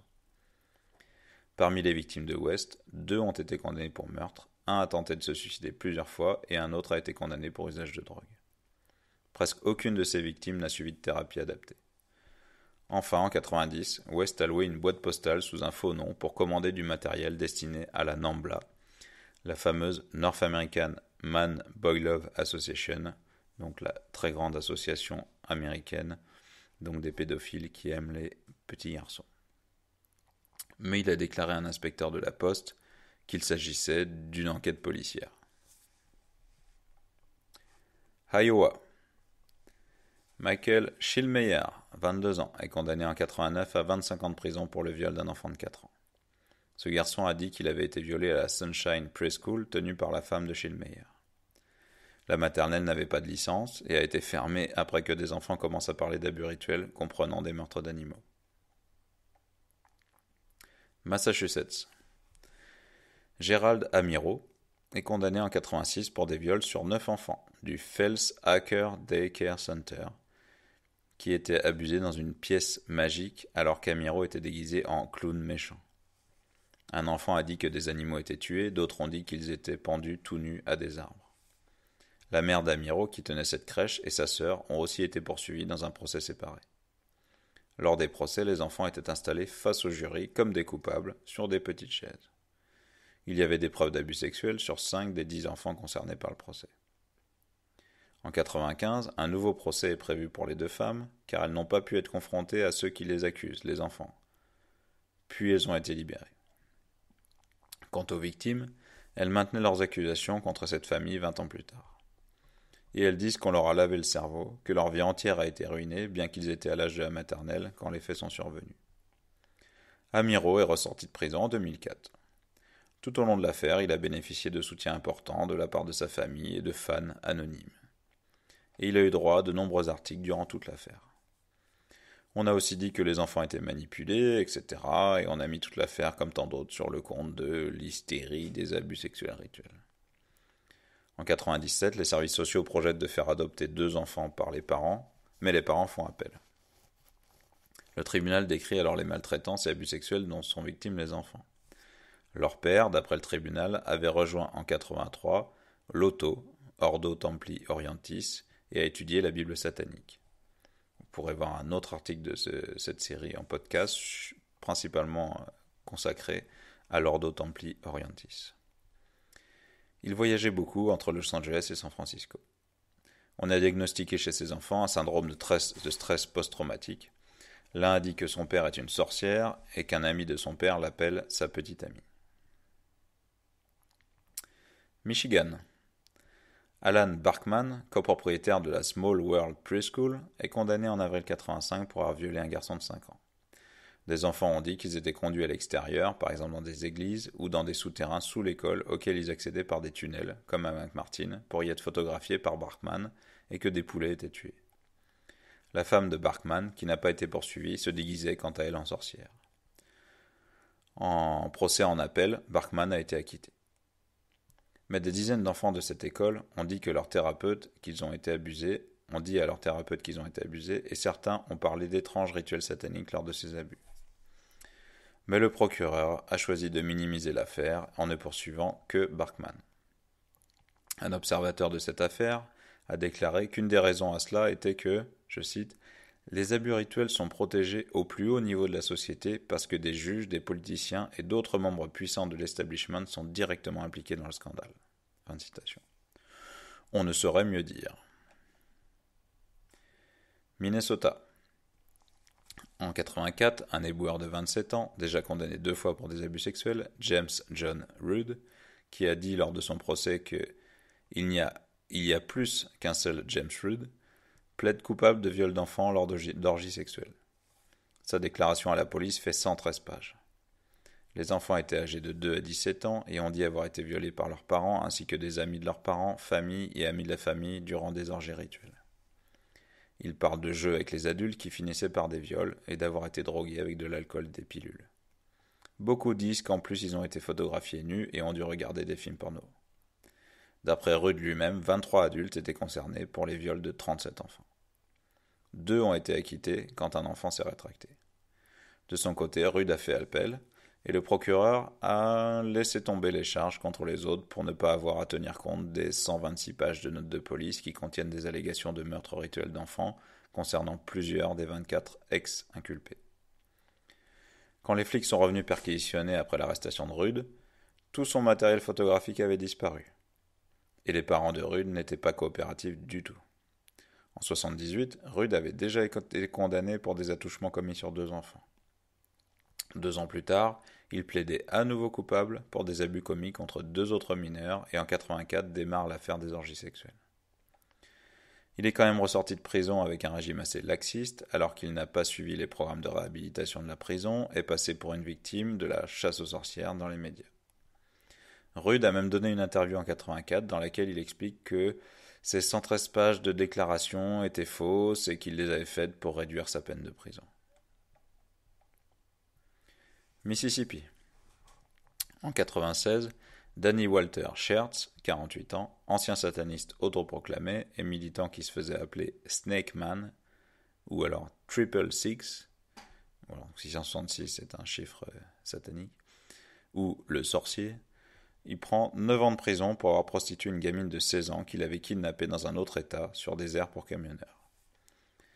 Il lui avait aussi tatoué des symboles sataniques qu'il arbore lui aussi sur la figure et lui avait mis des piercings sur le sexe. Ohio. Estella M. Sexton, mère de 12 enfants, âgée de 47 ans, est condamnée en 1994 pour avoir violé et battu sa fille 5 ans auparavant quand l'enfant avait 8 ans. Un des frères de la petite confirme les abus et décrit des rituels sataniques qui auraient eu lieu au domicile familial et sur lesquels le tribunal a trouvé des éléments probants. Des animaux auraient aussi été tués, et puis 3 des filles disent avoir été abusées par leur père. Ces accusations datent de 1992. En décembre 1992, Sexton a fui l'Ohio avec 3 de ses enfants pour éviter une arrestation et vit avec Eddie dans un hôtel dans le Kentucky. Le 14 janvier 1994, elle est finalement arrêtée en Floride avec Eddie. Les 3 enfants ont été envoyés dans les services sociaux. Pendant leur passage en Floride, les Sexton ont commis des viols et abus psychologiques à l'encontre des enfants.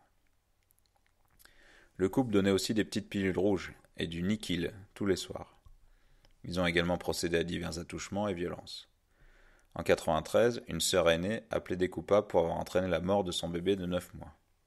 Et la fille qui a dénoncé les faits a dû faire un passage dans l'aile psychiatrique d'un hôpital pour enfants.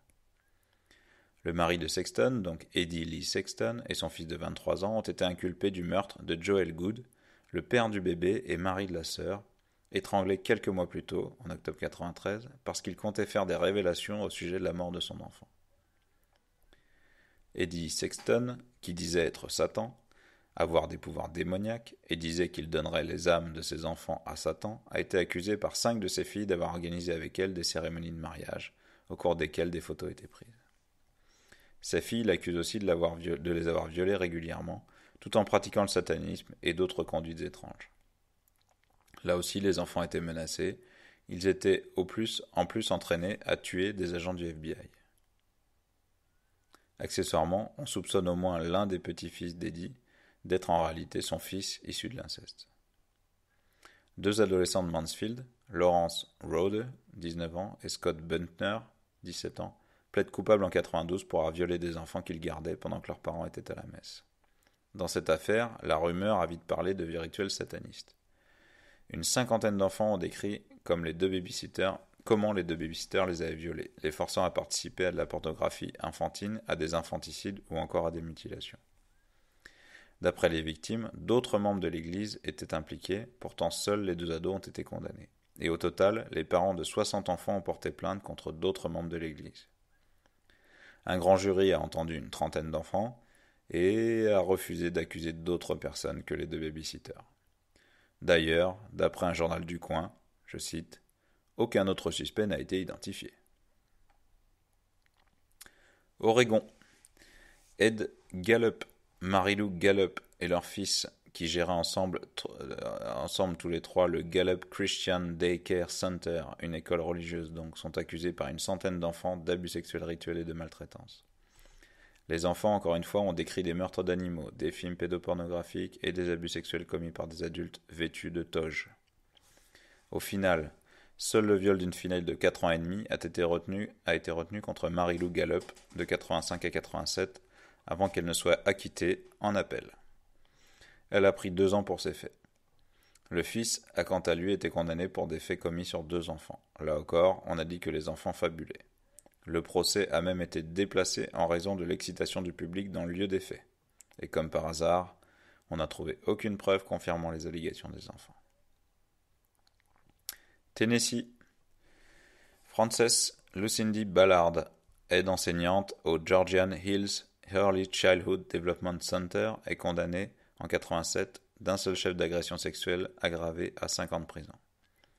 En fait, parmi les 15 chefs d'accusation, la justice n'en a gardé qu'un seul, celui d'avoir embrassé un garçon de 5 ans sur les parties génitales. Mais au départ, c'était 19 enfants qu'il avait accusés de viol, en juin 84, évoquant des rituels sataniques, des menaces de mort et des sacrifices d'animaux. En 91, Ballard est acquitté car les vidéos des enregistrements effectués lors des auditions des enfants ont été effacées avant d'être vues par la défense.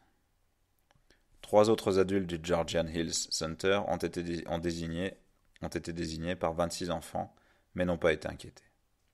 Les enfants ont aussi parlé de voyages en avion jusqu'en Arkansas, de rituels sataniques au cours desquels des jeunes enfants violés et des animaux tués. Ils ont aussi dit avoir été emmenés en voiture par Frances Ballard à des cérémonies. Ballard, comme tous les autres, a aussi dit que les enfants étaient manipulés par les experts et on n'a pas trouvé suffisamment de preuves.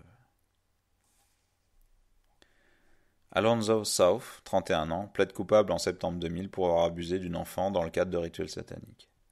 La fillette, âgée de 10 ans, était la fille d'une femme membre de ce culte. Elle a été violée chez elle, dans les bois et dans divers véhicules.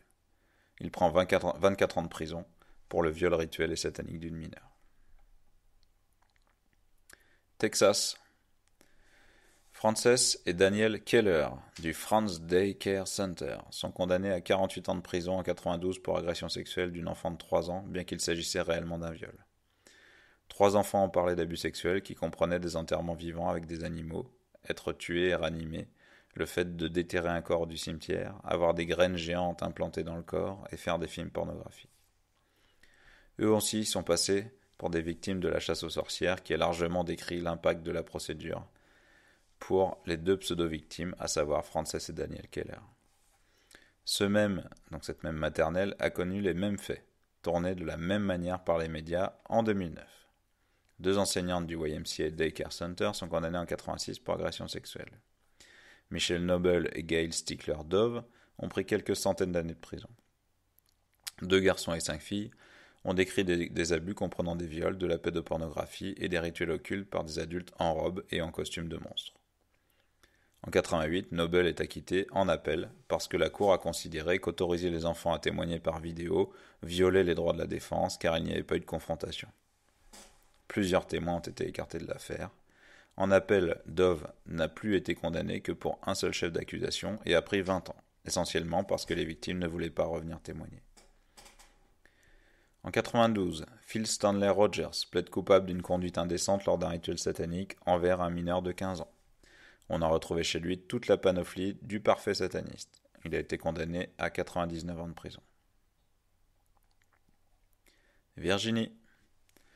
En 84, 2 enfants de 5 et 7 ans sont retirés à leurs parents car ils seraient violés par leur mère et son petit ami.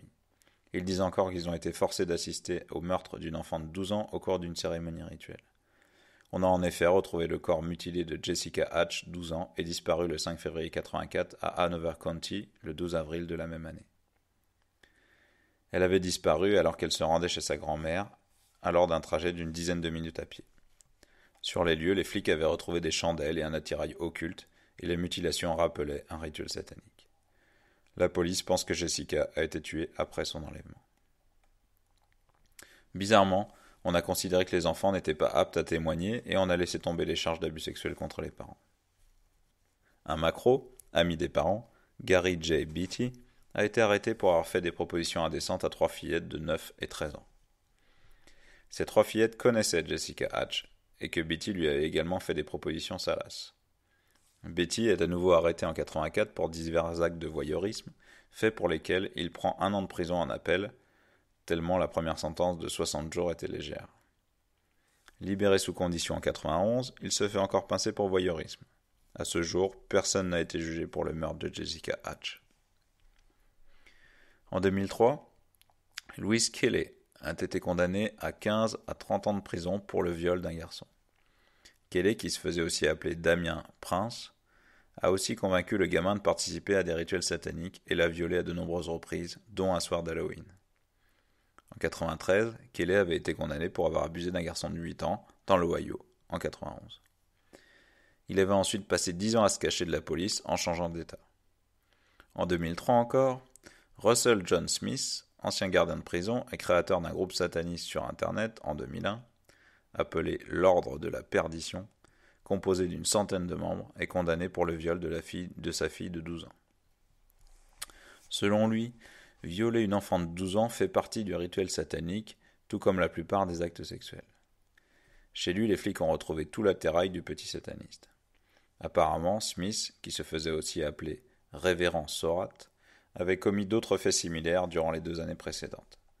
Il s'était enfui de Virginie vers la côte ouest avant que les poursuites ne commencent en embarquant sa fille. Il a été arrêté en 2002 dans l'Oregon. Toujours en 2003, Terry Dale Duncan, grand prêtre sataniste lié à un groupe de l'Oklahoma, nie avoir failli tuer son enfant d'1 mois, qui était pourtant déjà victime de multiples fractures et de brûlures de cigarettes.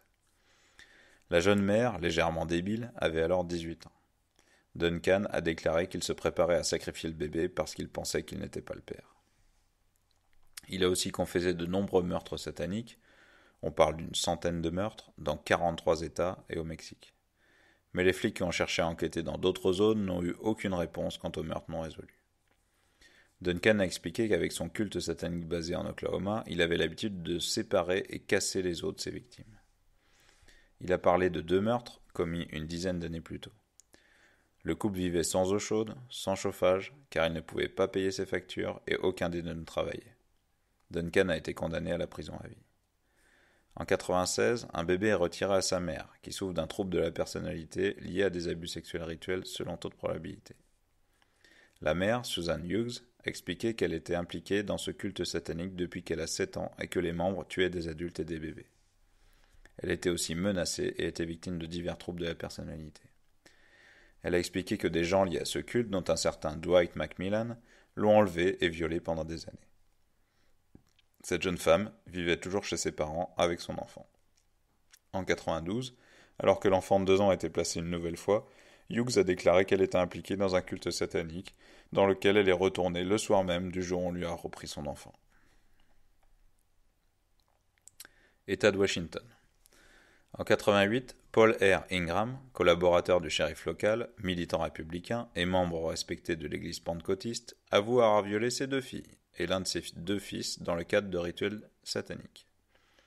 Il plaide coupable de 6 chefs d'accusation, prend 220 ans de prison, puis il se rétracte en disant qu'on l'avait forcé à avouer ces choses affreuses. Ce que de nombreux experts, entre guillemets, ont corroboré. Son fils, qui a expliqué entendre des voix et avait tenté de se suicider en 85, a ajouté qu'il a été violé par son père entre ses 4 et ses 12 ans. Mais cela s'est réglé sans procès, devant un comité de médiation, The Pardons and Clemency Board. La femme d'Ingram gérait une petite crèche au domicile familial. Puis, le 28 novembre 88, ses filles, âgées de 22 et 18 ans, l'accusent d'abus sexuels. Assez vite, Ingram admet avoir eu de nombreux rapports sexuels avec ses filles qui ont commencé quand l'aînée a eu 5 ans. Quelques jours plus tard, l'aînée des filles, Erika, écrit une lettre aux enquêteurs dans laquelle elle décrit des rituels sataniques avec des sacrifices de bébés. Elle parle de bébés et de fœtus sacrifiés, dit qu'elle a été forcée d'avoir des rapports sexuels avec des animaux. Elle aurait été présente à de très nombreux rituels et évoque autour de 25 sacrifices d'enfants. Erika et sa sœur disent qu'elles ont été enceintes et qu'on les a fait avorter. Et Julie, la cadette, dit avoir été violée par plusieurs personnes. Évidemment, on a mis cette affaire sur le compte de l'hystérie des abus rituels. Quant à Erika et sa sœur, on a dit qu'en gros, on leur avait inculqué des faux souvenirs, la fameuse théorie d'Underwager, et qu'elles étaient des menteuses. Parce qu'elles avaient déjà accusé chacune quelqu'un de les avoir violées auparavant, sans que ces personnes ne soient condamnées. Quand Ingram a dit aux enquêteurs se souvenir d'avoir tué un chat et une prostituée, on a considéré que cela ne tenait pas la route. Il a finalement été libéré le 8 avril 2003. Mais apparemment, c'est bien Ingram qui, le premier, a parlé d'abus rituels et de satanisme. Au début, Erika a nié en avoir été victime avant de raconter certains faits. En 1995, à Wenatchee, 16 adultes sont condamnés pour leur implication dans un réseau d'orgies sexuelles alcoolisées avec des mineurs. 48 enfants étaient concernés, qui ont notamment décrit des abus sexuels commis lors de cérémonies dans une église pentecôtiste. Les adultes se faisaient appeler le Cercle, The Ring. Ce groupe était constitué principalement de 2 familles et un pasteur, sa femme et un chauffeur de bus, toute cette clique organisait des partous avec les enfants sans qu'apparemment il n'y ait eu d'échange d'argent. 43 adultes étaient cités par les enfants, mais seulement 13 femmes et 11 hommes ont été accusés de participer à ces délires. 13 qui ont plaidé non coupables ont été jugés séparément. Ces familles étaient des chômeurs à temps plein, vivant d'allocations et de petits trafics, alcooliques et à la limite de la débilité pour certains. Et puis il y avait ce pasteur de l'église pentecôtiste, Robert Robertson, et sa femme Connie. Par exemple, l'une des mères raconte aux enquêteurs qu'elle n'a plus de rapport intime avec son mari depuis bien longtemps, sauf une fois, mais c'était avec leurs enfants en même temps. Bref, Outreau, version américaine. Célide Holt a pris 14 ans pour le viol de sa fille, sa femme Laura qui faisait office de babysitter a pris 40 ans, Michael Rose, Doris Green et Harold Everett, illettrés et présentés comme dérangés mentalement, ont pris 23 ans. Cherry Tone a pris 10 ans, les autres ont pris quelques mois de prison. Holt était également un cas social qui a déménagé depuis l'Oklahoma en 1985 avec sa femme et ses 3 enfants. Les faits auraient duré des années. Les autorités avaient calculé à un moment que 43 adultes étaient impliqués, 60 enfants de 5 à 16 ans étaient des victimes probables, qui avaient été violées 29 726 fois en l'espace de 6 ans. De fait, les enfants étaient échangés entre les adultes, comme ils l'ont expliqué, et ils étaient trimballés un peu partout. Une victime a désigné 22 lieux différents, comme étant des lieux où elle a été violée par des adultes, où les enfants pouvaient passer de chambre en chambre. Dès que les premiers enfants ont été entendus, les parents ont préparé un déménagement rapide dans le Kansas. Ils étaient terrorisés d'envisager que leur père apprenne qu'ils avaient parlé. Ils ont raconté les viols quotidiens, mais ils n'ont pas précisé par qui au début de l'enquête. Bob Perez, le flic qui a mené les recherches, et qui est parent d'accueil pour 2 des filles d'Everett, la première étant arrivée chez lui en 1995 au moment de l'enquête, a vite senti que les premiers inculpés avaient une stratégie pour se sortir d'affaire. Laura Holt, par exemple, a avoué quelques faits une demi-heure après son arrestation, après avoir commencé par dire qu'elle était innocente. Et ensuite, elle est revenue sur ses accusations, en disant que Perez l'avait intimidée. Bref, devinez quoi ? Là aussi, on a parlé de chasse aux sorcières de Wenatchee et tout se passe pour des innocents. En conclusion, cela fait beaucoup d'enfants menteurs, fabulateurs, hallucinés. Ils ont l'imagination débordante, ces petits, pour décrire avec force détail des actes qui font si peur aux enfants et que d'ailleurs un enfant ne peut même pas inventer. Cela fait aussi beaucoup d'innocentes victimes de ces enfants menteurs, comme à Outreau. Comme dans tellement d'affaires chez nous qu'on n'en finit plus de faire disparaître les archives, les registres, les dossiers, qui traînent encore dans quelques tribunaux. Les abus rituels sataniques n'existent pas? Alors pourquoi une telle récurrence? Pourquoi autant de tarés satanistes sont-ils accusés de viol et autres délires au cours de cérémonies? Ce phénomène n'existe pas qu'aux États-Unis. Bientôt la version française de cette liste qui est loin d'être exhaustive.